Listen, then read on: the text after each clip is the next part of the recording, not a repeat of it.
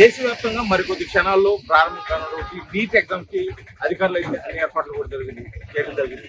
మే 3వ తారీఖున జరిగినటువంటి నీట్ ఎగ్జామ్ కొన్ని లీకేజీ సమస్యల వల్ల కూడా పూర్తిగా ఆ ఎగ్జామ్ రద్దు చేసిన నేపథ్యంలో మరొకసారి ఈ రోజు అంటే జూన్ 21వ తారీఖు కూడా ఈ పరీక్ష నిర్వహించడం కోసం కేంద్ర రాష్ట్ర ప్రభుత్వాలు పూర్తి ఏర్పాట్లు ప్రకాశం జిల్లాలో 6 కేంద్రాల్లో సుమారు 1821 మంది అభ్యర్థులు కూడా పరీక్షలు రాస్తున్న పరిస్థితి. దీనికి కావాల్సిన ఏర్పాట్లు కూడా అన్ని ఇప్పటికే చేయడం జరిగింది.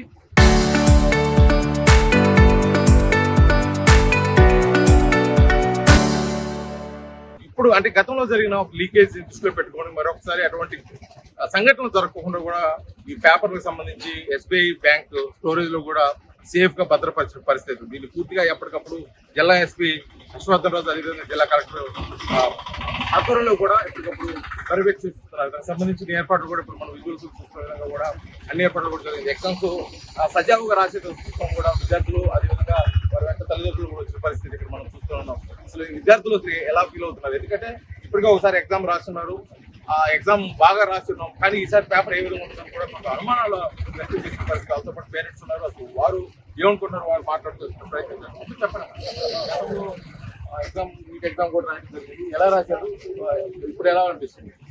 లాస్ట్ టైం అయితే బాగానే రాశాను నేను, సీట్ వచ్చే ఛాన్స్ కూడా ఉంది. మళ్ళీ రీనీట్ అనేసరికి కొంచెం టెన్షన్, పేపర్ ఎలా వచ్చింది అంటే అప్పుడు ఎంత సేపు ప్రిపేర్ అవ్వడం జరిగింది, ఎలాగ అంటే మార్క్స్ కూడా దానికి రావడం కూడా జరిగింది? నాకు వచ్చిన మార్క్స్ ప్రకారం కేటగిరీ ఉండడం వల్ల సీట్ వచ్చే ఛాన్స్ అయితే ఉంది. మరి ఈసారి పేపర్ ఎలా వచ్చిందో, కట్ ఆఫ్ పెరగడం కానీ తగ్గడం కానీ ఏం జరుగుతుందో తెలియదు కాబట్టి నర్వస్గా ఉంది. అయితే అంత కష్టపడి ఎగ్జామ్ రాశారు, మీకు సీట్ కూడా వచ్చే అవకాశం ఉంది. పేపర్ లీక్ అయింది, రీ ఎగ్జామ్ కండక్ట్ చేస్తున్నారు, మళ్ళీ ఎగ్జామ్ రాయాల్సి వస్తున్న పరిస్థితులు అనుకుంటే మీకేమనిపిస్తుంది విద్యార్థిగా? మళ్ళీ అలా అన్నప్పుడు మంచి కాలేజ్ కి ట్రై చేసే ఛాన్స్ వచ్చింది అని అనుకుంటారు కొంతమంది, కానీ ఆ 1 month లో ప్రిపేర్ అయ్యే వాళ్ళు అవుతారు, కొంతమంది అవ్వరు. టైం వేస్ట్ అయితే అవుతుంది. ఇది మొత్తానికి అయితే విద్యార్థులు టైం వేస్ట్ అవుతుంది, కొంత నర్వస్ కూడా ఫీల్ అవుతుంది. ఎందుకంటే మొన్న రాసిన ఎగ్జామ్ అయితే బాగా రాసింది, సార్ పేపర్ ఏ విధంగా వస్తుందో కూడా తెలియ పరిస్థితి. దాంతో పాటు వారి తల్లి గారు అసలు వారే అనుకుంటున్నారు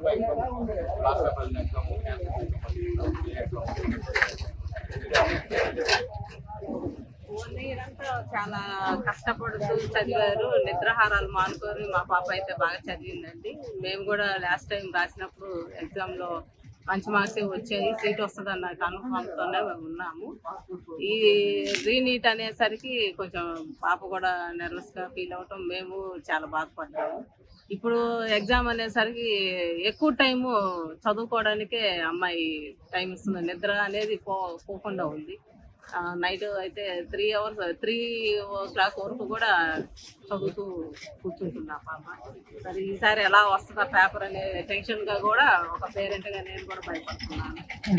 అంటే జరిగిన నేపథ్యంలో కూడా పేపర్ లీకేజ్ అయింది,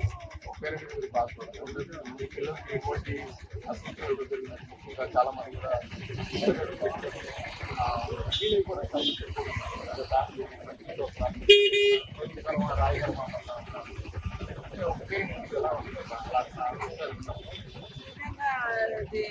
బాధాకరమైన విషయమేనండి. ఎందుకంటే చాలా కష్టపడ్డారు పిల్లలందరూ కూడా, చాలా మంది కూడా 500 600 అబోవ్ వచ్చిన పిల్లలు కూడా చాలా మంది ఉన్నారు. ఈ పేపర్ లీక్ అవ్వడం వల్ల చాలా మంది సూసైడ్ అటెంప్ట్ కూడా చేస్తున్నారు. మరి పిల్లల్ని దృష్టిలో పెట్టుకొని ఇట్లా జరుగుతున్నందుకు ప్రభుత్వం ఏం చర్యలు తీసుకుంటుంది అనేది ఇంకా ప్రభుత్వానికి వదిలేస్తున్నాము.